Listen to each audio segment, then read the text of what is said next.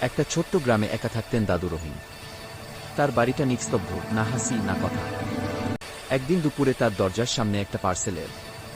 লেখা ছিল smart dog 3000 উ। দাদু কৌতূহল নিয়ে বাক্স খুললেন। ভেতর থেকে এক চকচকে ধাতব কুকুর বলল, হ্যালো দাদু, আমি আপনার নতুন বন্ধু। দাদুর মুখে হালকা হাসি ফুটল। বহুদিন পর। তারপর থেকে তারা একসাথে হাঁটে, বাজারে যায়, বাগানে কাজ করে। গ্রামের সবাই অবাক, দাদুর রোবট কুকুর। একদিন রাতে বৃষ্টি নামে। দাদু কাশি দিয়ে বসে আছেন।